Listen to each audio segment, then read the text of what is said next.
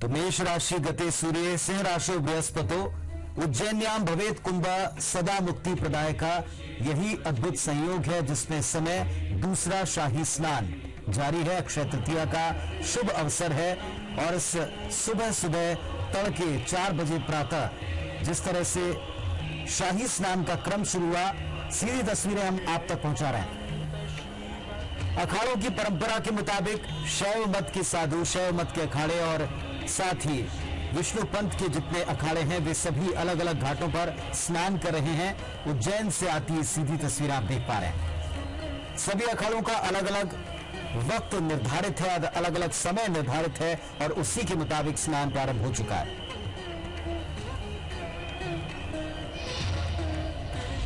और हमारे साथ में विद्वान जुड़े हुए हैं, प्रोफेसर मुक्ता दुबे जी हमारे साथ में। मुक्ता जी, आप बात कर रही थी कि आप युवाओं के साथ रहती हैं, उनके साथ में आपने उनकी जिज्ञासा को देखा है, लेकिन इस समय सबसे बड़ा कौतूहल संत परंपरा और अखाड़ों को लेकर युवाओं में दिखाई पड़ता है। किस तरह के प्रश्न आते हैं और सबसे बड़ी बात ये कि जो पुरातन परंपरा है वो आगे तक पहुंच रही है या नहीं पहुंच रही है, इसकी जिम्मेदारी भी हमारी बनती है कि हम देखें कि क्या वास्तव में उससे वही सीख, वही प्रेरणा, उन तस्वीरों का वैसा ही लाभ भी ले पा रहे हैं, नहीं ले पा रहे हैं। क्या लगता है ये सबसे दुर्लभ एक वक्त है युवाओं के लिए भी, हम सब के लिए भी, कि हम वो ज्ञान जो निरंतर चला रहा है, विश्व गुरु भारत का दुनिया को चला रहा है, उसे हम आगे पहुंचा रहे हैं।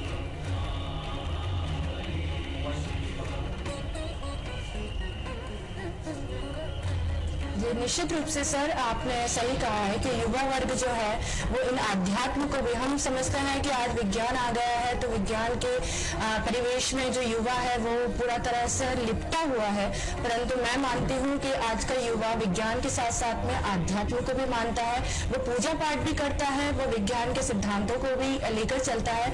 अगर हम यहाँ कुंभ की बात करें, महाकुंभ की बात करें, उज्जैन के महाकुंभ की बात करें, तो उज्जैन में भी युवा वर्ग, अगर आप अपने टीवी के माध्यम से जो निरंतर 24 घंटे जो लाइव दिखा रहे हैं, तो यहाँ पर भी अगर आपको दिखाई देगा कि युवा वर्ग निरंतर अपने कई कार्यों, प्रयोगों और सेवाओं से यहाँ पर निरंतर जुड़ा हुआ है।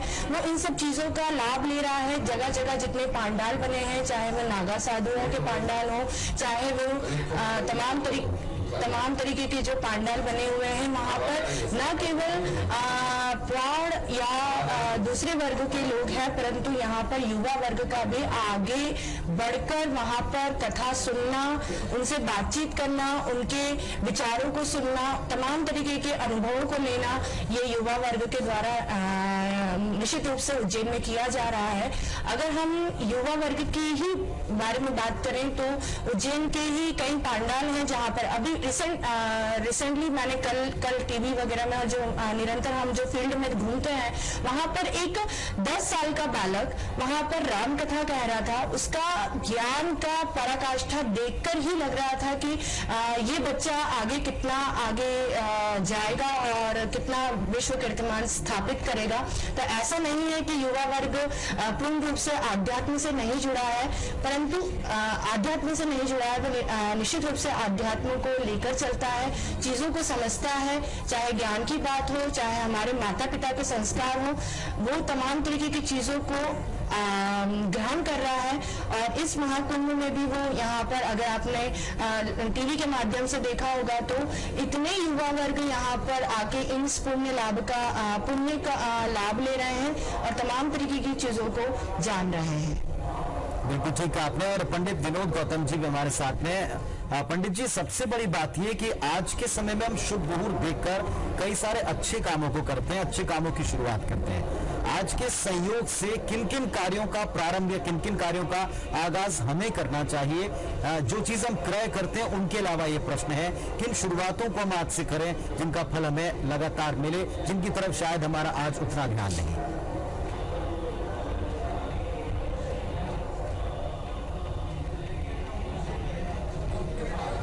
जी, बहुत अच्छा प्रश्न है ये। तो व्यापारिक वर्ग के लिए तो अच्छा है, जो लोग व्यापार की शुरुआत करना चाहते हैं उनके लिए ये अच्छे फल देने वाला है। मतलब जो भी व्यापारिक गतिविधियां आज के दिन प्रारंभ की जाएगी, चाहे वो भूमि से संबंधित हो, चाहे वो किसी दुकान या फर्म से संबंधित हो, नए किसी चीज का संचालन करने से संबंधित हो, या कोई ऐसा आपका पार्टनरशिप का कोई अनुबंध हो, ये सब अक्षय होता है। आप किसी मित्रवत किसी उससे पार्टनर करना चाहते हैं या कोई ऐसी अन्य चीजें जो मांगलिक कृत्य से संबंधित हों, जैसे गृह प्रवेश है, मुंडन संस्कार है इत्यादि, यज्ञोपवीत इत्यादि संस्कार है, यहाँ तक कि विवाह संस्कार भी अक्षय तृतीया के दिन अच्छे माने जाते हैं। यह एक ऐसी तिथि है जो अनादि तिथि है, युगादि तिथि की संज्ञा इसे दी गई है। भगवान विष्णु पुराण के अनुसार इस दिन ब्रह्मा जी ने सृष्टि की उत्पत्ति की थी, सृष्टि की शुरुआत की थी, रचना की शुरुआत की थी। तो अगर माना जाए तो अक्षय तृतीया के दिन हमारे सब जो ज्योतिषी हैं या पंचांग लोग हैं अक्षय तृतीया की तिथि को इतना पवित्र मानते हैं, और शास्त्रों में कहा गया है कि अक्षय तृतीया के दिन पंचांग देखने की आवश्यकता नहीं होती। यानी कि अक्षय तृतीया के दिन अगर हम पंचांग देखते हैं तो निश्चित हमको जो है तो एक ऐसी अनुभूति करनी पड़ेगी कि हम पंचांग नहीं देखना चाहिए, क्योंकि शास्त्रों में लिखा है अक्षय तृतीया के दिन पंचांग के सभी प्रकार के योग, करण, तिथि, नक्षत्र और वार ये सब जो है तो पवित्र होते हैं। और आज तो सर्वसिद्धि योग का भी संयोग क्यों रहा है, साथ ही अमृत योग बन रहा है, अमृत कुंड योग बन रहा है, और गुरु जो है तो मार्गी हो रहे हैं। तो ऐसी स्थिति में तो ये जो आज का जो दिन है उस हिसाब से सोमवार का दिन महाकाल भगवान का जो है तो प्रिय दिन, सोम स्वयं भगवान सूर्य का रूप, और ये अक्षय तृतीया के साथ अगर जुड़ गया तो निश्चित तौर पर ये युगादि तिथि है। और ये जो योग आज का बना है 144 साल बाद बना है, तो निश्चित तौर पर ये आज के दिन तो किसी भी प्रकार का धार्मिक कार्य, मुंडन संस्कार, किसी प्रकार का गृह प्रवेश, इसके लिए कोई रोक टोक नहीं है। विवाह इत्यादि संस्कार भी जो है तो पूरी तरह से किए जाते हैं। शास्त्रों में आया है कि अक्षय तृतीया के दिन पंचांग देखने की आवश्यकता नहीं है। अगर शुक्र ग्रह अस्त हो गया है, वर्तमान अभी शुक्र अस्त चल रही है, तो अगर शुक्र भी अस्त हो गया है, यहाँ गुरु भी अस्त हो गया है, तो भी जो है तो अक्षय तृतीया के दिन विवाह किए जा सकते हैं। मांगलिक कृत्यों में किसी भी प्रकार की कोई रोक टोक नहीं है। इस दिन का किया गया विवाह अक्षय होता है, कभी क्षय नहीं हो सकता है। और ये हमारे जो है तो सभी लोग इस चीज को जानते हैं, और ये पारंपरिक है, ये प्रचलित जो है तो तिथि है। तो इस तिथि का अपना एक अलग महत्व है।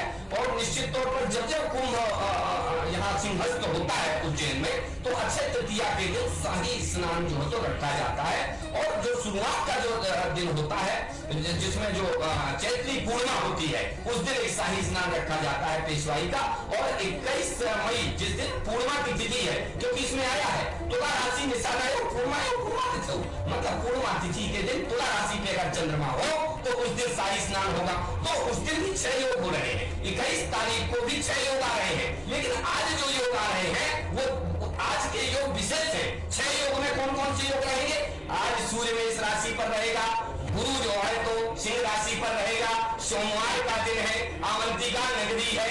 इस प्रकार के जो है तो अनेक जो योग बन रहे हैं, ये योग पृथ्वी धरा पर ऐसे बने हैं। ये 21 तारीख को भी बनेंगे, जिस दिन जो है तो शाही स्नान होगा।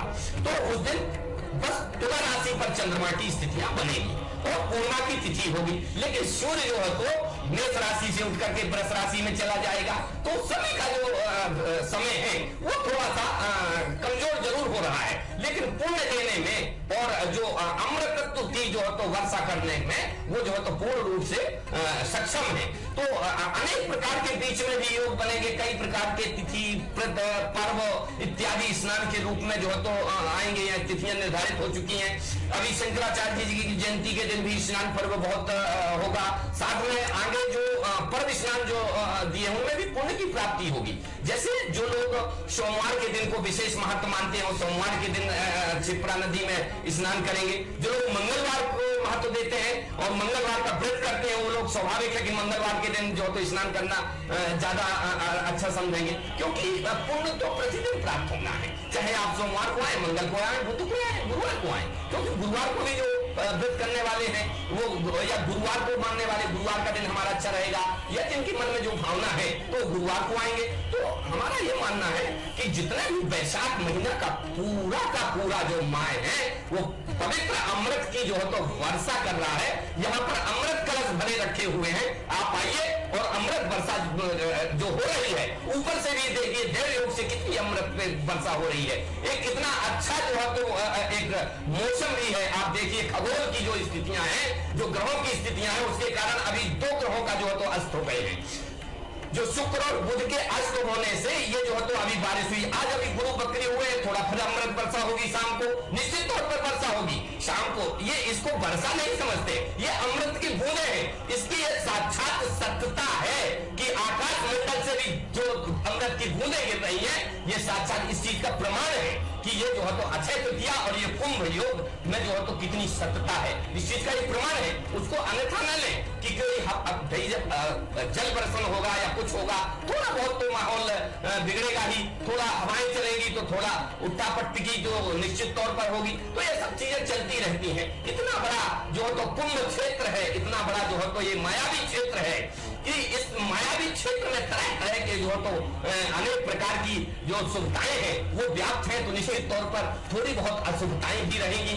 तो ये अशुभताओं का जो प्रभाव है ये अभी 2-4 दिन लगातार चला और अभी लगभग थोड़ा बहुत जो ग्रह है वो योग दे रहे हैं, क्योंकि गुरु चंडाली योग का प्रभाव, साथ ही शनि और जो मंगल की युति बनी है उसका षड्यंत्री प्रभाव, ऊपर काल सर्पयोग की छाया पड़ रही है जो आकाश मंडल में, उसका प्रभाव और ग्रहण योग का प्रभाव, साथ ही 4 ग्रह बकरी चल रहे हैं उनका प्रभाव। तो ये जो प्रभाव है, जो दुर्ग्रही योग है, वो अपना थोड़ा बहुत प्रभाव को असर दिखाएंगे, निश्चित तौर पर दिखाएंगे, लेकिन इससे हमारे जो है तो पवित्र मन में या अमृतत्व प्राप्ति की कामना में कोई बाधा नहीं आ सकती है, क्योंकि ये ऐसा संयोग है जो 144 साल बाद बना है। 144 साल बाद महाकुंभ बनता है, पहले कुंभ होता है, वह कुंभ 12 साल में बनता है, 12 साल में एक बार कुंभ जो तो मनाया जाता है। जो महाकुंभ होता है वो 144 साल में होता है, और जो अर्ध कुंभ होता है वो 6 माह में जो है तो किया जाता है, 6 साल में।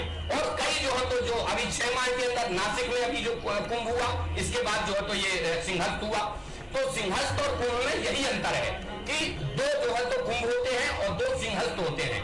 सिंह राशि में गुरु नासिक के समय पर भी रहता है, जब त्र्यंबकेश्वर में कुंभ होता है उस समय पर गुरु सिंह राशि में होता है, तो उसको भी सिंहस्थ ही बोलते हैं, लेकिन और जैन में भी सिंहस्थ बोलते हैं। लेकिन जो दूसरे हरिद्वार और प्रयागराज में जो कुंभ होते हैं उनको कुंभ ही बोलते हैं, कुंभ, महाकुंभ। तो ऐसा वैसे कुंभ का एक सांकेतिक अर्थ बताएं कि कलश है, और वह एक स्वर्ण कलश उसको संज्ञा दी गई है कि स्वर्ण कलश में अमृत जो है तो मंथन में। बिल्कुल, बहुत सुंदर चर्चा आपने की विनोद जी, क्योंकि दशाएं जो होती हैं, जो योग जो होता है, उसका असर प्राणी मात्र पर जरूर पड़ता है। हमारे साथ में और भी हमारे खास इस वक्त धर्मशास्त्री बने हुए हैं, आचार्य गोपाल वैरागी जी हमारे साथ में बने हुए हैं। वैरागी जी, बहुत सुंदर चर्चा इस वक्त अभी आपने भी सुनी होगी कि जो दशा होती है, जो योग होता है, और 144 साल के बाद बताया उन्होंने कि महाकुंभ की स्थिति बनती है। तो प्राणी मात्र जो है इस समय पर ऐसी जगहों पर जहां पर महाकुंभ का आयोजन हो रहा है, मां शिप्रा के घाट पर पहुंचकर स्नान को वो प्राथमिकता देता है, क्योंकि जो योग बना है उसका असर जल और जल के साथ प्राणियों पर पड़ता है। क्या स्नान का महत्व सबसे ज्यादा हो जाता है, क्योंकि आस्था की जो डुबकी लगाते हैं, इसी से कहा जाता है कि मोक्ष की प्राप्ति प्राणी मात्र को हो जाती है।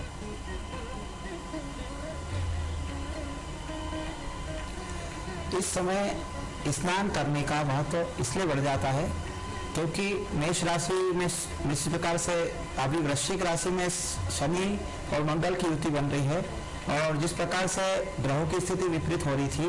दूसरा, हमारे प्रवक्ता ने कहा भी था कि गुरु वक्री होकर के गुरु वापस सही दिशा में जा रहे हैं। तो कुंभ महायोग का जो इस प्रकार का पर्व है, विशेष करके उज्जैन शिप्रा का तट है, ऐसा माना गया है कि जिस मेष राशि में सूर्य जब आता है और वैशाख का जब महीना हो और कुंभ महापर्व की जब संज्ञा हो और महाकाल का सानिध्य हो, शिप्रा का तट हो, अवंतिका का क्षेत्र हो, ऐसे समय में यदि हम स्नान करते हैं तो 1000 अश्वमेध यज्ञ के समान फल प्राप्त होता है। जिस प्रकार हम कार्तिक स्नान करने से पुण्यों का उदय करते हैं, पुण्य की प्राप्ति करते हैं, लेकिन यहाँ पर केवल दर्शन मात्र से, संतों के दर्शन से या जल के स्पर्श करने से पाप नाशनम, कहते हैं कि शिखर दर्शनम पाप नाशनम, शिखर दर्शन के पाप दर्शन करने से पाप का नाशन होता है। उसी प्रकार से ये सिंहस्थ महापर्व का, जिस प्रकार का महायोग वर्षों बाद जो बना है, इस पर्व में आकर एक कोई भी आदमी या मनुष्य, इंसान, जो भी व्यक्ति है, जो जीवात्मा है, यहाँ पर अगर डुबकी लगाता है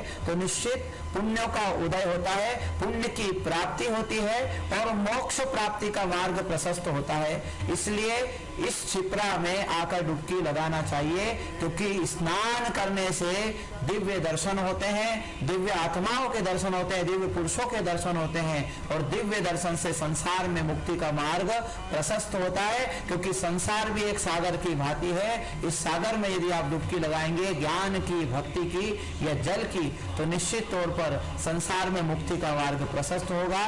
तो इस महापर्व में जितने भी दुर्लभ योग बने वो वास्तव में बहुत दुर्लभ योग है। वर्षों बाद ऐसे योग बनने को मिलते हैं, और ऐसे योग जब भी बनता है तो व्यक्ति को, प्राणी को उसका लाभ जरूर लेना चाहिए। क्योंकि जीवन में जो भी क्रिया प्रतिक्रिया आपकी चलती है, और ऐसे समय में जब योग में आप दर्शन करते हैं, स्नान करते हैं और संत लोगों का समागम होता है, ऐसे में जीवन को मोक्ष जरूर मिलता है। हमारे साथ में मुक्ता जी भी बनी हुई है। मुक्ता जी, हम ये देखते हैं कि जब भी धार्मिक आयोजन होते हैं और धार्मिक जो भी चीजें होती हैं, चाहे पूजा पाठ हो, संस्कार की बात हो, स्नान की बात हो, ऐसे समय में महिलाओं का हम देखते हैं कि विशेष योगदान रहता है। किसी भी घर की जो महिला होती है, पूजा पाठ जो आयोजन होते हैं उसकी जिम्मेदार वो होती है, और शायद इसी तरीके से वो अपने संतान के अंदर भी ये संस्कार डालती है और आस्था भक्ति की तरफ, धर्म की तरफ, आचरण की तरफ वो अपनी संतान को लेकर जाती है। और ये जो है परंपरा समाज में सदियों चलती आ रही है। ऐसे जब आयोजन होते हैं जहाँ पर महिला जब पहुंचती है स्नान के लिए, तो साथ साथ आप देखिए उस घर के पुरुष, पुत्र, भाई सभी लोग जाते हैं। आपको लगता है कि महिला जो होती है उसके ऊपर जिम्मेदारी धर्म, आस्था और संस्कार की ज्यादा होती है?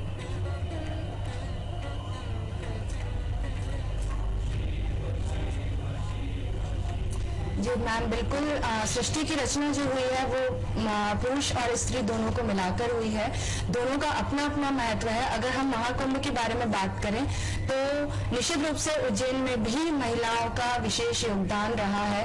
महिलाएं अपनी जिम्मेदारी बहुत अच्छे से समझ रही हैं, और यही संस्कार वो अपने बच्चों, क्योंकि मैं मानती हूँ कि संस्कार देने का कार्य दोनों माता और पिता दोनों का होता है। केवल एक माता के ही ऊपर ये सारी चीजें नहीं डिपेंड करती है। परंतु हाँ, मैं स्वयं एक महिला हूँ तो मैं अच्छे से समझ सकती हूँ कि जो संस्कार देने का कार्य होता है वो महिला के द्वारा ही अपने बच्चों में किया जाता है।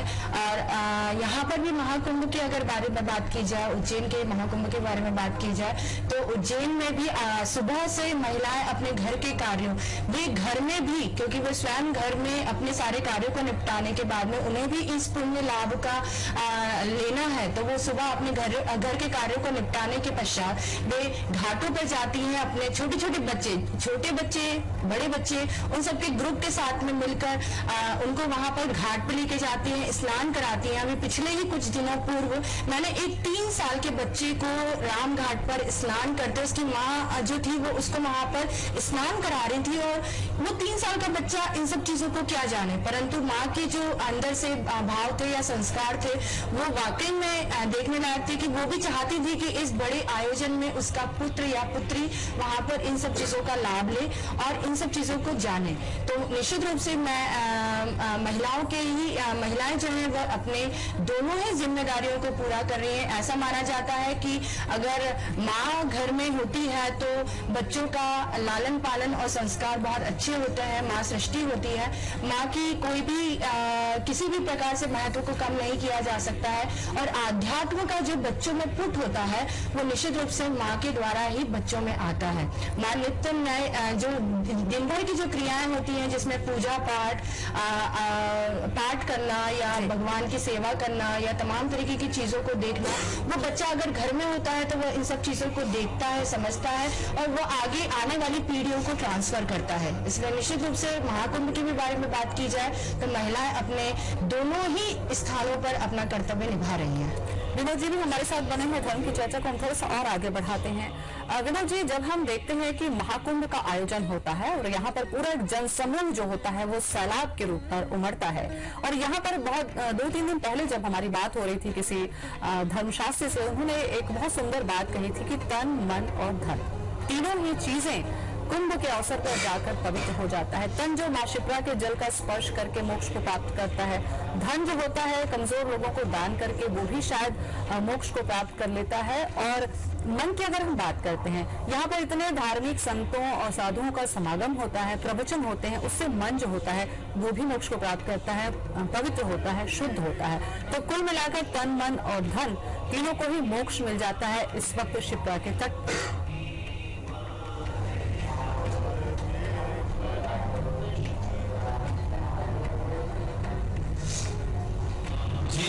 ही गूढ़ रहस्यात्मक आपका प्रश्न है और इस विषय में तो सिर्फ मैं एक रहस्यात्मक अंदाज में ही आपको बता पाऊंगा कि जब हम तन मन और धन से हम संतुष्ट होते हैं, तृप्त हो जाते हैं, तो हमको आनंद प्राप्त होता है। और जब हमको आनंद मिलता है, जब हम खुश होते हैं, तो निश्चित तौर पर हम संतुष्ट भी होते हैं और उस आनंद के पश्चात जो हमको सुख मिलता है वह परमानंद की प्राप्ति कराता है।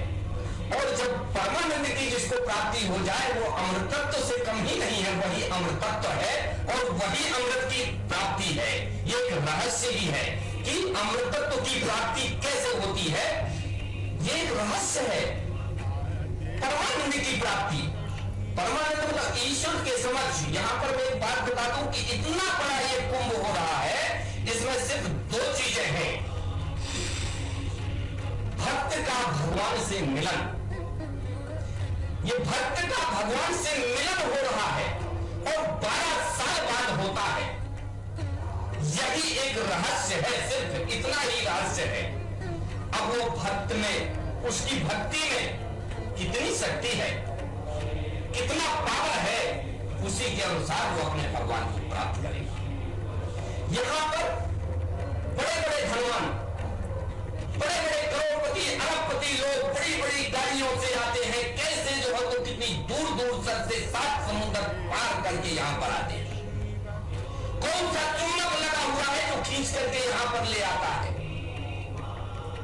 जाबे लोके चरा चरानी गुल्ले लगा कर घूमिर करानी। ये एक कण ऐसा बनता जाता है कब, जब ऐसे योग प्रकृति पर बनते, प्रकृत्याम बसंताम ताम सृष्टि रूपम।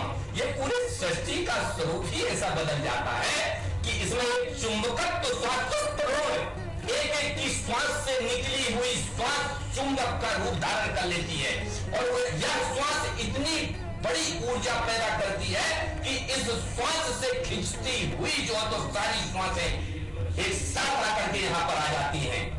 तभी यहां पर इतने बड़े बड़े जो तो श्रद्धालु, इतने बड़े बड़े भक्त, ऋषि मुनि, साधु संत अपनी अपनी गुफाओं से, कंदराओं से निकल करके बाहर आते हैं। जिन्होंने बाहर की दुनिया नहीं देखी है, उस अमृत पुंज को, अमृत कुंड में, और इस अमृत कुंड में मां क्षिप्रा के तट पर स्नान और पुण्य कमाने आते हैं, मोक्ष प्राप्त करने के लिए आते हैं। सब कुछ है उनके पास, भूमि, भवन, वाहन, ऐश्वर्य, सभी प्रकार की सब कुछ, मोह माया इत्यादि सारी दौलत है। क्या नहीं है उनके पास जो यहां तक खिंचे चले जाते हैं। यही एक रहस्य है, यही एक कुंभ का रहस्य है। इस पर बहुत सारे अनुसंधान करने की आवश्यकता भी है, क्योंकि हम यहाँ पर भक्त से भगवान का मिलन कर रहे हैं। यहाँ पर तन, मन और धन, ये सब एक ही जो है तो सांस में जाता है, एक ही रास्ते से निकलता है और एक प्रकाश पुंज पैदा होता है जो अमृतत्व की प्राप्ति कराता है।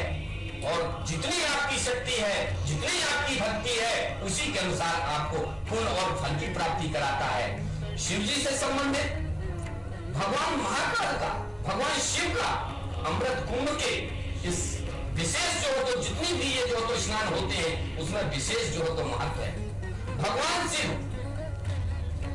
ओम नमः शंभवाय च भवाय च नमः शंकराय च मस्कराय च नमः शिवाय च शिवतराय च। ये वैदिक मंत्र।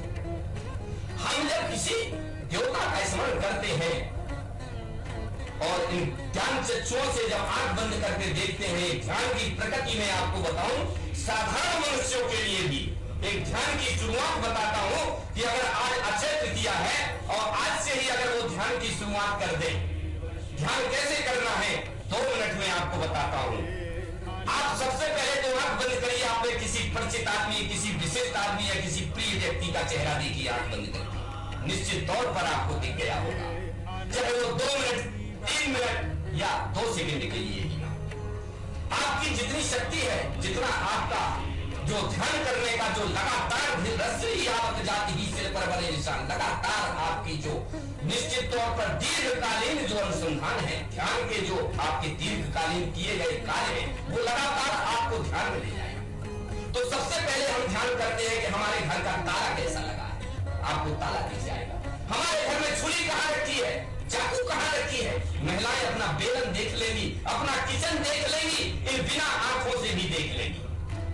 आपको दिख रहा है, सारा ध्यान दिख रहा है, सब कुछ दिख रहा है, अपना प्रिय वस्तु दिख रही है, अपना प्रिय प्राणी भी आपको दिख रहा है। यही तो ध्यान है जो बिना आंखों से आपको दिख रहा है। बस इसी को बढ़ाते जाना है, इसी को बढ़ाते जाना है और आपको ध्यान में निश्चित तौर पर सफलता प्राप्त होगी। और इसी ध्यान को बढ़ते बढ़ते जब आप ध्यान करेंगे तो उस परमानंद के पास आप पहुंच जाएंगे, उस परमानंद की प्राप्ति कर लेंगे आप। और निश्चित तौर पर ध्यान से ही सभी प्रकार की सुख, समृद्धि और सभी प्रकार की यश कीर्ति प्राप्त की जा सकती है। हमारे शास्त्रों में आया है, निगम कल्पितरो गलितम फलम सुख मुखादिमृतम द्रव संयुक्तम पिबति भाग्यवतम रसमालयम मुहिरहो रसिका भुवि भाविका।